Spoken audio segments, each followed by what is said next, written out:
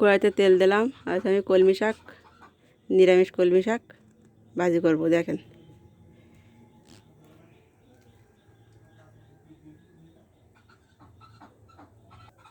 তেল গরম হয়ে গেছে। এবার আমি পেঁয়াজ কুচি আর রসুন কুচি দেবো।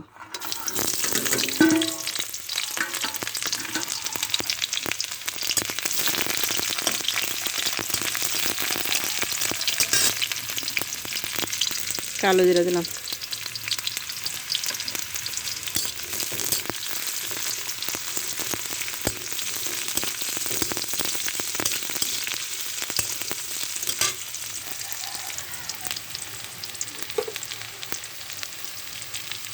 অন্য একটু লবণ দেবো, পেঁয়াজ তাড়াতাড়ি ভাজা হয়ে যায় লবণ দিলে।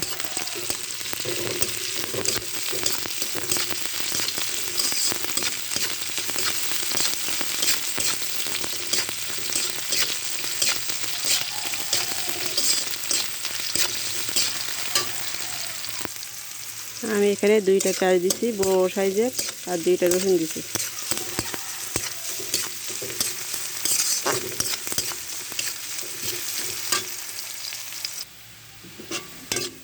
পেঁয়াজ রসুন ভাজা হয়ে গেছে। শাক রান্না করার সময় পেঁয়াজ রসুন একটু লাল করে ভেজে নিতে হবে।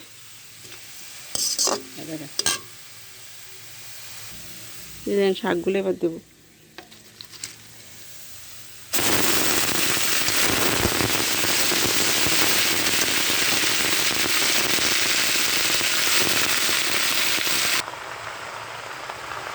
এই যে কলমি শাকটা দেওয়ার পরেও আমি একটু ঢাকবো না, কারণ একটু জল বেরোবে। নাড়তেই থাকবো, নাড়তে একটু কমে যাবে আর জল বেরোবে।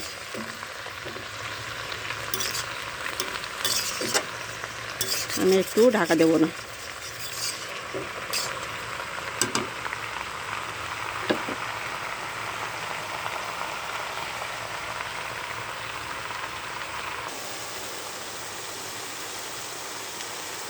ছয়টা কাঁচামরিচ দিলাম।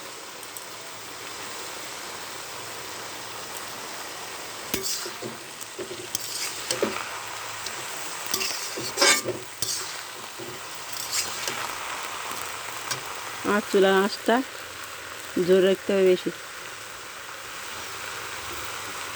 কলমি শাকের জল বেরোচ্ছে।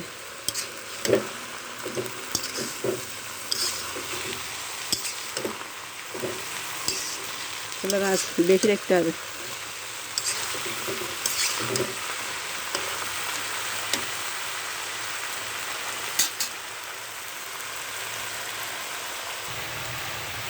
শাকটা কমিয়ে গেছে, দেখেন, এই দেখেন শাকটা কমিয়ে গেছে। এবার লবণ দেবো, সামান্য লবণ দিলাম। শাকটা এখনও কমে যাবে।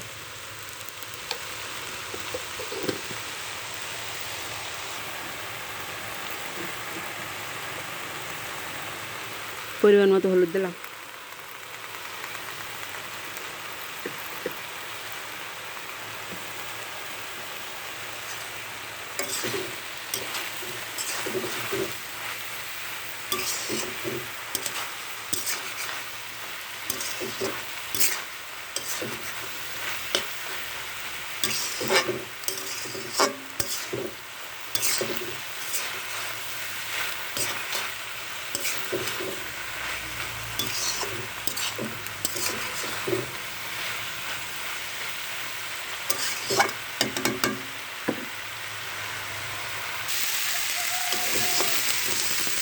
চুলার জালটা মিডিয়ামে আনতে হবে।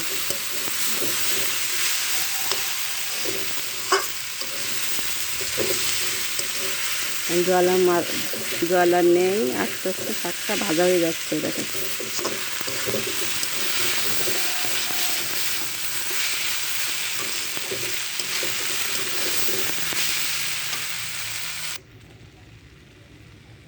যে একটু চিনি দিলাম।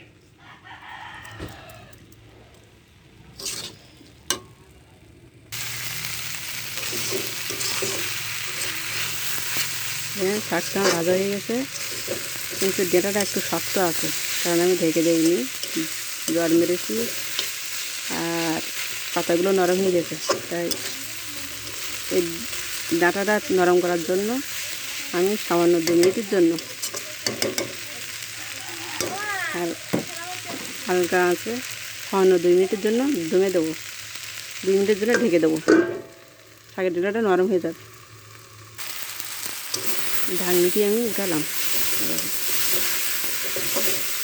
শাকের ডাঁটাটাও নরম হয়ে গেছে।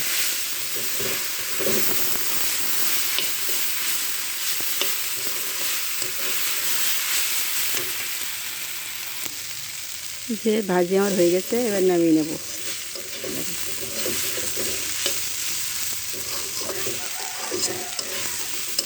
যে কলমি শাক ঝরঝরে করে ভাজি করতে দেবেন। দেখছেন তো আপনারা কি আমি কীভাবে ভাজি করছি, এভাবে ভাজি করবেন, খুব সুন্দর লাগবে খেতে।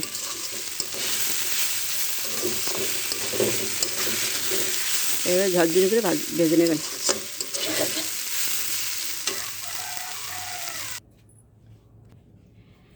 দেখুন কলমি শাক নামিয়ে নিলাম। এভাবে ভাজি করবেন, খুব সুন্দর লাগবে খেতে। আপনারা এভাবে একবার ভেজে দেখুন কেমন লাগে।